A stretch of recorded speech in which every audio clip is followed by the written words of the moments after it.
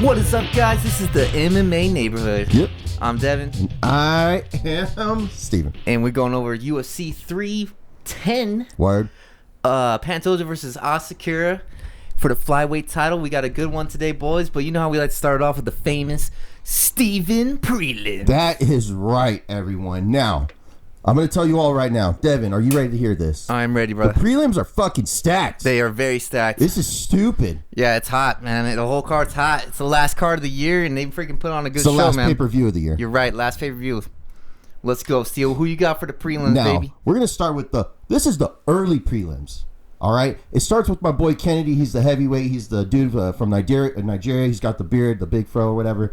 I can't pronounce his last name because that one's tough. But he's the guy that just beat Chris Bennett. Okay. So okay, yeah. The guy body kicked the belly off that boy, huh? Him, my boy. That's my boy Kennedy. All right. Then after that, we have the legend Clay, the Carpenter Guida. Oh, it's one of your favorites, Steve-O. Versus Chase Hooper. Damn, I like that one a lot. Now look, Chase Hooper is minus 1,050. Wow, that's a little bit too much, to Right? be honest. I'm But like- Chase Hooper is he's a young prospect. He's doing pretty good. Did he move up to this is a lightweight or featherweight? This is lightweight, yeah. Lightweight, yeah. I mean, when you look at Chase Hooper, I mean, he looks like a little kid, you know. And you look at the lightweight division, it's full of sharks. And you're like, how the hell did this kid can make it to the top? Well, Like, he looked a lot better in his last fight, though. he looks amazing. His ground game's extraordinary. But you know, Clay Guida, he's always had the cardio, the steam. He never stops. I love this fight. I think it's an awesome fight. And even in his older age, he still looks game. But Yeah, he does. We're going to continue to the welterweight. Michael Chiesa versus Max Griffin. Damn, these are early prelims? This is the early prelims, dog. I'm telling Pretty you. unbelievable. Max Griffin, Chiesa, that's a good one, dude. And then it's going to end with, we're going to skip one of the fights, and then we're going to go to the headliner of the early prelims. Okay. Chris Weidman versus Eric Anders. Oh, this one's the one that got canceled on the last card, And right? we got bumped to this card. Got bumped onto the early prelims. Yes. Huh? All right. Now we're going to go to the regular time prelims with my boy Randy Brown versus Brian Battle. Is that Rude Boy? Is Randy Brown? Yes. Rude Boy. Rude boy. Dude, I love Brian Battle, boy. But Now, did you hear what happened, though? no, what happened? Brian Battle did weigh in 4 pounds over. Damn. So I don't know. I don't know if it's going to be a catch weight or they're still going to fight. I haven't heard anything. But as of right now, he did weigh in 4 pounds over. Well, I hope they keep it going, but Brian Battle is a very fun fighter to watch, always entertaining. But Rude Boy is long, dude, and he's lanky, and that dude can knock people out. That's a great matchup. That starts the prelims. Yes. Wow. And then it's going to go to Mozart versus Aljamain Sterling. Oh my god, Oh, dude. you can't. This whole card's stacked, huh? Dude, yeah, it's Funk Master? dude, The it's Funk it's Master? gonna be great. And I'm surprised then that's on the prelims because that's we're gonna get to that later. all right. Go ahead. We're gonna get to that later. And then the co-main for the prelims is Vicente Luque versus the late replacement Themba Gorimbo. Yeah, Nick Diaz was the original fight, Yes. but didn't you see him smoking something on a curb or something online? I mean, so people say it was him. He No, was I like, looked it up. I think it was him. okay, dude. so there's that. So who knows what's going on with Nick Hey, I Diaz. hope the best for him. I hope he can make it to the cage, man. It's like the second time he's pulled out. But I love Luque. He has been on a little downfall lately, but great fight, man. So do you know anything about Gorimbo? No, I don't. So he is on a 4-fight win streak. All right, 3 decisions, 1 TKO or 1 KO in 32 seconds. Damn. So he's a beast, he's huh? got knockouts. He's got 5 finishes in the first round. He's got 6 submission wins. So he's nobody to fuck around with. All right, Luque better come with his game, man. And then to headline the prelims, Dominic Reyes versus Anthony Smith. Bro, I thought that was on the main card. you would have thought. What? You would think. I've heard something Anthony Smith said. He's like, I don't care about winning. I just want to break people or something. You know what? Wait, who said that? Anthony Smith? Yeah, he's like, I just want to break bones. Of course he did. But That hey, dude, he could convince the world that he's amazing, but he doesn't know how to show it. Hey, he's still trying to get that shot against Pereira, bro. Well, you know what? I take that back because he really can't convince anyone of anything anymore. Oh, Because he man. can't back up his shit, bruh. Well, these are the John Jones washouts, bro. Taking on. I like this fight, bro. To be honest, It's going to be great. But now we're going to go to the main card. the main card, baby. All right. UFC 310. Let's get it. Featherweight bout. It starts with Nate Landwehr versus Doho Chow. Nate the Train? Nate the Train. Oh, what's the Doho Chow? Is that the Superboy or whatever his name is? I haven't seen him for a while, bro. Yeah, it's been a minute, I'll tell you. But I do remember he has some very good knockout power, but Nate the Train, dude, that guy just comes forward, man. He's just like, kind of reminds me of Darren Elkins. Kind of hard to take out, relentless pressure. Yeah. The guy's a beast, man.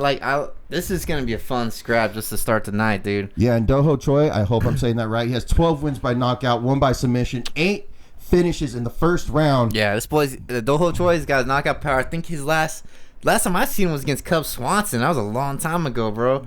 But I mean, I'm sure he's fought since then. I just haven't seen him. But that was 4 fights ago. 5 fights ago. Fuck, I missed out on him. Oh shit. So after the Cub Swanson fight, he fought Jeremy Stevens and he lost by TKO. Oh yeah. And then I think it's not saying, but he majority draw versus Nelson, and then he just beat Ali Algio versus TKO in the second round. So, all right. There's that. So I like Nate Train though. This one's tough, man. I'm gonna go Nate the Train just because he's on a little momentum right now. He's coming in steaming. Yeah, and plus he's a hard man to take out. He is. He's beatable. You know, he's kind of leaves himself open, but he's game. It's gonna be a good fire fight. Mm-hmm. Doho Choi is a little more calculated, and he's also got he's got a bomb too, man. But Train might be too much. I don't know. I love it. This is a toss up for me. I'll go for Train. I'm gonna go for Doho Choi. Oh yeah, you know, baby. Right, you know, I'm going second round TKO for Doho Choi. That's my that's my pick. I think this ends in the first round. I think it's first round, huh? Yeah, I think they're gonna go straight to it, bro. Okay, well, Doho Choi in the first round then. There you go, baby. All right. Now we're gonna move on to the featherweight bout: Bryce Mitchell versus Kron Gracie. Now, before we even start talking about this fucking fight. Remember how I said we'll get to that thing later? Yeah. Okay. This is where Aljamain Sterling versus Movsar should be. 100%. This should not be on the main card. There's so many great prelims that should be on there. But, I mean, we got 2 flat earthers facing off each other. Wait, Kron Gracie's the flat earther? That's what I heard, but I heard Bryce Mitchell say that he said one thing we agree on, but the flat earth or something like that. Done. But You can't get past the firmament, man. Look, I think Bryce Mitchell proved there's a flat earth when he got laid out by Josh Emmett. I think his heart is still fucking fucked up, bro, to be honest with you. Dude, it's not pumping the right amount of blood. There may not be a flat earth, but there's definitely a flat octagon in there. He felt that one, boy. On. That was one of the greatest knockouts of the year. Maybe it was last year. I'm not sure, but it was devastating, bro. It was everlasting. And that's his first fight back since then, right? I believe so. And guess what? He's a minus 800. Versus Gracie. Well, Gracie hasn't been doing too much inside the octagon. Well, besides that, the butt scooting. A little bit of butt scooting. A little bit. It was like a whole fight of butt scooting. It was insane. It's probably going to be a grappling match, to be honest. Thug Nasty. That's what we like to call Bryce Mitchell. Thug Nasty. Yeah, sure. I mean, he's a little bit... He's pretty nasty on the ground, and so is Kron Gracie, of course. But, you know, Kron's... Yeah, the butt scooting's not fun to watch. I hope for a good grappling match out of everything. Hopefully we get that. I think I just don't know. Do you think Bryce Mitchell will be willing to excuse me, say Kron Gracie wants to take it, like he pulls guard? Do you think Bryce Mitchell accepts the fight on the ground, or do you think he tries to stand up? I think he welcomes that. I think Bryce Mitchell might be even a little better than him on the ground. I think I could see actually the flatter. I could see Thug Nasty taking it. I'm sorry. I think he's gonna take it. He's beat great guys. He's even beat Dan Ige. I mean, yeah, he got blown out the water. He got flatlined on the earth by Josh Emmett, but I mean before that he's been putting off some pretty good wins, and he's only lost maybe once or twice. So I think he's lost to Ilya, who's the new champion, and Dan Ige. I think is Ilya and Josh Emmett are his only losses. I think. Yeah, I think so too. Kron Gracie hasn't shown really too much potential, and Thug Nasty might be his way to get back in the win column. Well, all right. So who do you got? Thug Nasty, baby. I'm gonna go with round 2. I'm gonna go with decision on this one. To be honest, I'm gonna go with decision. Sorry about that. I'm gonna go a late 3rd round upset for Kron Gracie. Man, you're just hating on Thug Nasty, baby. Yeah, you're just hating, bro. I just don't think, because he says he wants to test out his jiu-jitsu versus a Gracie. Yeah, and it's just like, if we're really gonna do this right now, if it's gonna be a straight ground battle, I'm gonna pick the Gracie. So, well, I hope it's not like Bo Nickel and Paul Craig, bro. First of all, No, at least I don't think either one of these people are going to be afraid to go to the ground. Yeah, it better not be. I would love to see the ground game of both these guys. Gracie is the greatest name in jiu-jitsu, but it's a new age and it's a new fighter, so I think Doug Nasty's gonna pull it off. All right. No disrespect to any of the Gracies. I love them. Well, we're gonna go to the next fight, a heavyweight bout, a rematch. Cyril Gane versus Alexander Volkov. Hell yeah, baby! I called this one. I think we called it together. Possibly, yes. We're thinking who's Volkov fight next? Because would he beat Bam Bam? I think they both just beat Bam Bam. So well, it was destined that they meet each other. Cyril Gane beat Spavak. Sergey Spavak. Oh yeah. I mean, before that, I think he beat Taitavasa. No, before that he lost to Jones, and then before that, that's when he beat Taitavasa. Lost to Jones. Yeah, you know Cyril Gane, how he fought John Jones? Oh, yeah, no, I'm talking about Alexander Volkov. Sorry. Oh, okay. There you go. Yeah. So I think they both are trying to get back up into that title contender status. This could be a title contender fight, to be honest. Of course, Tom Aspinall is the he's the interim heavyweight title, heavyweight champion, and then John Jones is the heavyweight champion. Yes. So we don't know what's going to happen with that. It's very difficult to predict the future on that one. Well, I just want to say this. Alexander Volkov is on a 4-fight win streak. Beautiful. 2 KOs, 1 submission, and then 1 decision versus the Sergey Pavlich. Yeah. So, which no one thought. Because Sergey Pavlich is fucking destroying everybody. Yeah, but... Except the Aspinall, and now Volkov. But now what did I tell you when he started losing? He's been figured out. That's all I'm going to say about that. Yeah, but you know what? The Black Beast figured out Volkov, so I'm just going to say that. Okay. First of all, dude, shut up, dude. Oh, my God. He's getting his ass kicked for 3 rounds until, like, the last, 2 seconds? It took him 14 minutes, 50 seconds to figure it out, but he got it. You know what I'm saying? I don't care. So I don't care. Cyril Gane is a monster. Just because he got smoked by John Jones, which was his first loss, or Francis Ngannou was his first one, but, Volkov is on a good win streak, like you said. He's doing pretty solid. Cyril Gane looked fucking phenomenal against Taitavasa. The only thing I don't like about Cyril Gane right now, he's not being as active as he was. Well, no, he wants to play the Sean Strickland game and just kind of wait around for something good to pop up when everyone should know that's not how the UFC works. Well, this is the fight. He took a good fight. He has beat Volkov in the past. I'm not sure if I've seen that fight, to be honest. It doesn't ring any bells for me either. It doesn't. So I'm not sure if it's probably a decision. Decision, yes. I'm guessing, yeah. This is a toss-up for me, man. Volkov is dangerous. He looks good right now. Cyril Gane looked great in his last performance. They're both stand-up fighters. Do you see it go? Maybe Volkov trying to take it to the ground, maybe? Well, as far as I've seen with video clips and just whatever have you, Cyril Gane has been working on his ground game wrestling, so I don't know if he's planning on taking him down, or maybe he's just preparing for, whatever. For Volkov. Maybe we'll see. But do I think Cyril Gane is going to automatically try to shoot for a takedown? No, I'm talking about Volkov. Do you think Volkov will try to take Cyril Gane down, knowing that he's been beaten by that in his only losses? I feel like this is a way more new and improved version of Alexander Volkov, in my opinion. Kind of just mantling Sergey Pavlich the way that he did. I thought that showed a lot of improvement and evolution to his whole game. Yeah, Volkov is a monster. He's tall, he's long. He used it great against Sergey, like you said. He's got the reach advantage. Cyril Gane might got the speed advantage. Great heavyweight fight. Love it. Hope it's a stand-up fight. Hope it's a banger. Hard to pick. I'm going to ask you first. Who do you got on this one? Well, I think since this one is going to be different from their first fight, I'm going Alexander Volkov on this one. I think the stand-up game won't be too much on Cyril Gane's side. Probably that was probably a main factor of their first fight. I think Alexander Volkov has definitely improved on his stand-up defense and basic striking overall, which I think is going to help him overcome the speed advantage of Cyril Gane. So I'm going, since it's 3 rounds, I'm still going to probably go decision with this one, but I think Alexander Volkov is going to at least take 2 of the rounds. So one step, you almost sold me, but I think I'm leaning towards Cyril Gane, to be honest. I like Volkov better, to be honest. I like him better. I think he can be. It's a toss-up, like I said. For some reason, I think Cyril Gane's going to beat him. Well, that is definitely your and I love opinion. this fight. Yeah. So let's go, baby. I'm guessing we haven't agreed on one so far, right? Oh, let's keep it going. It. Let's keep it going. I got it. And now the co-main event of the evening. Come on. We got two undefeated fighters going against each other, going for that title contender. Who's the real title contender? It's going to be all known at UFC 310 because we have Ian Machado Gary taking on, you know, who is it, Steven? Shavkat Rakhmonov. There we go, baby. Sorry, I struggle with names. I knew Steven would say it better than me. And that's how it goes, baby. It was supposed to be originally Shavkat versus Bilal Muhammad. Remember the name. Maybe not, but, but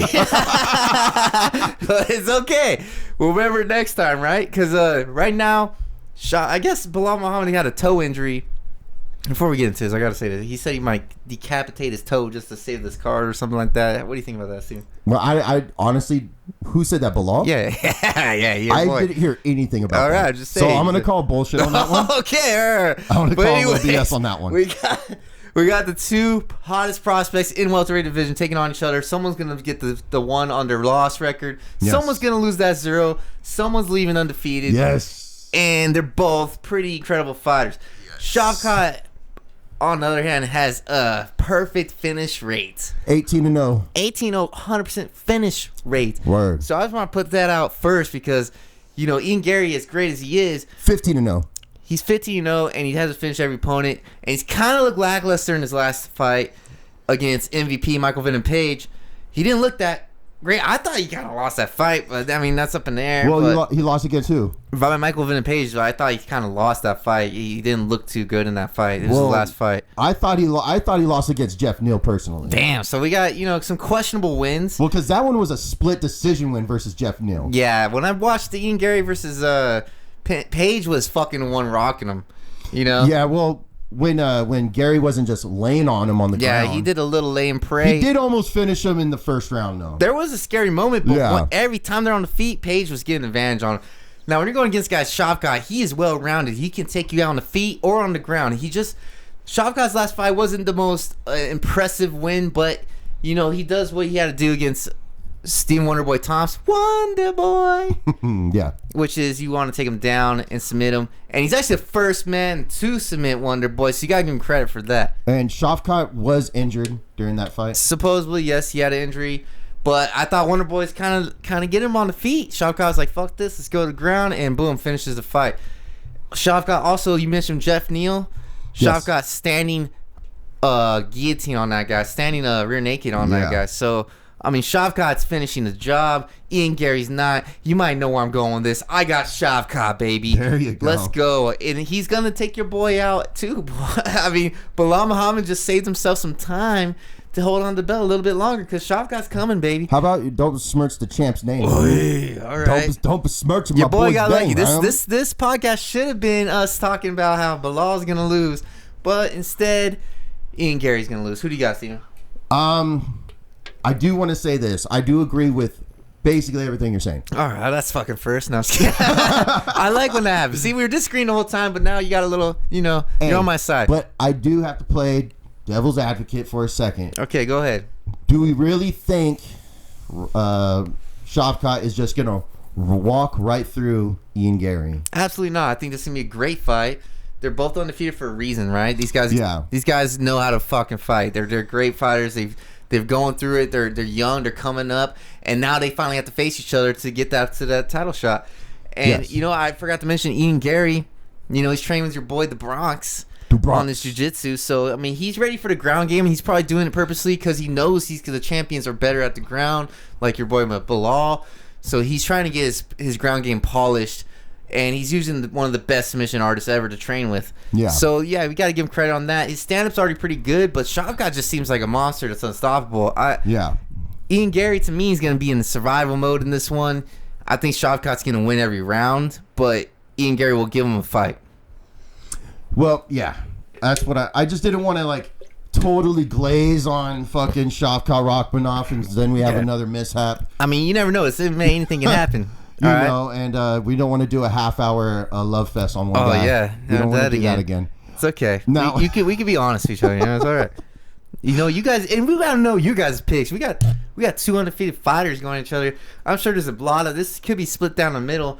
We want to know who the hell you guys got because this one's a tough one. Now look, my prediction is basically based off the fact that Ian Gary kind of likes to point fight, and he does go for the kill, but it's not. He doesn't. He has a killer instinct, but it's not on the level of Shavkat. If that it might sound stupid. No, that's what I brought him in the beginning. Shavkat's 100% finish rate. Ian Gary does not have that, so he's gonna be in survival mode, man. There's gonna be a point where all he's gonna be doing is trying to survive, and he might survive. I don't know if this will be. Maybe it's Shavkat's first decision win, but. Yeah. Is this 5 rounds, by the way? It is. Oh, hell yeah, baby. Ian Gary going to sleep then by 4th round submission. Oh, I got 4th round knockout. Aye. Shavkat Rachmanov, let's go. Oh, let's go, baby. And now it's time for the main event of the evening, baby.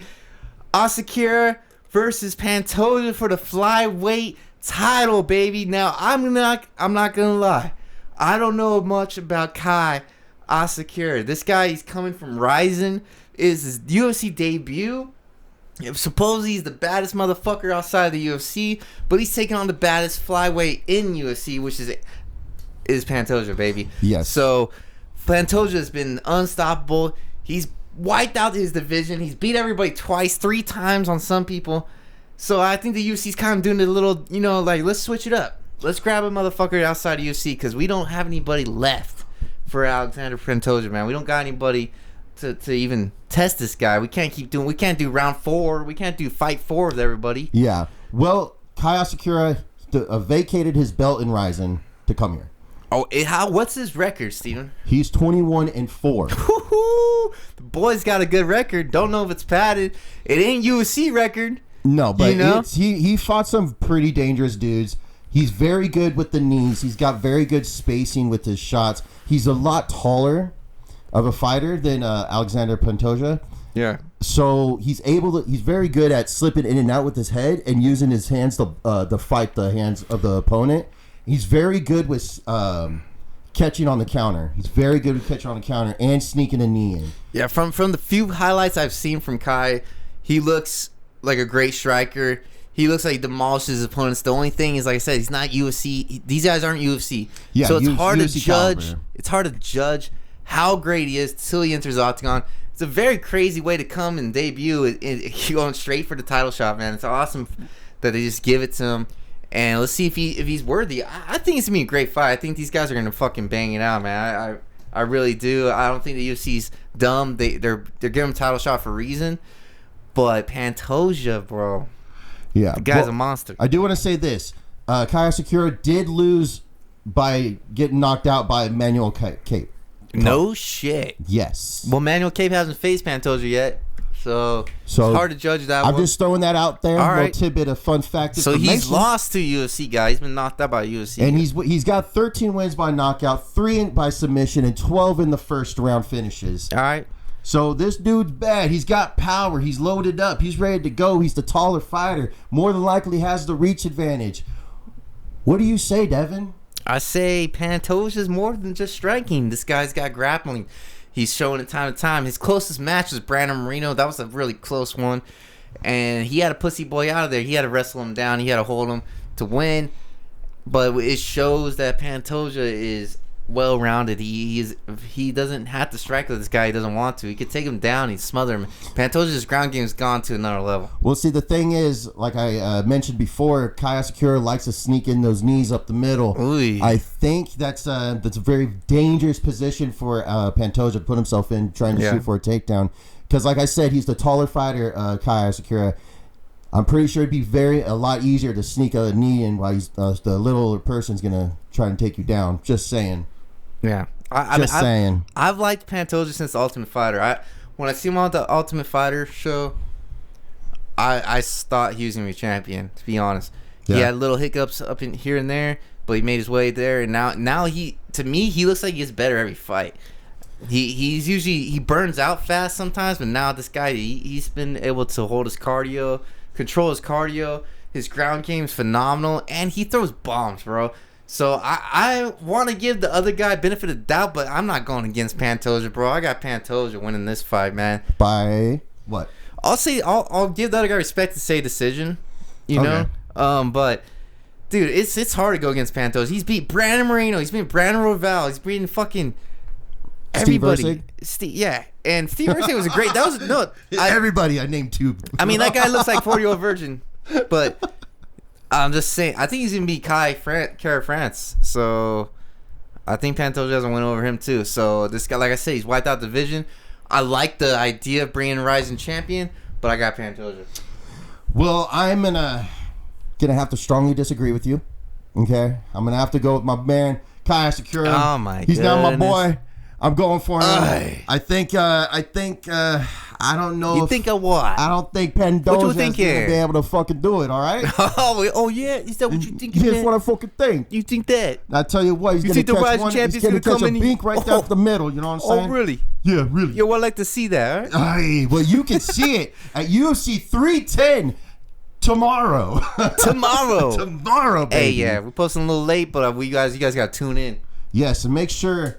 Hey, the MMA neighborhood. That's the MMA's. Wait, holy shit. That's the fucking coverage of the MMA. Oh my. Oh, God. He's stumbling. He's stumbling, baby. The Italian accent got you all fucked up. Take 3. The MMA neighborhood coverage of UFC 310. Yeah. Now, you want to like, comment, subscribe, all that good shit, but where can they follow us on the YouTube, Devin? At MMA Neighborhood. And the IG? MMA Neighborhood _Graham. Make sure to like, comment, subscribe, all that good shit that I always be saying, because it's not the MMA neighborhood without you. I am Steven. I'm Devin. And we will see you all after UFC 310.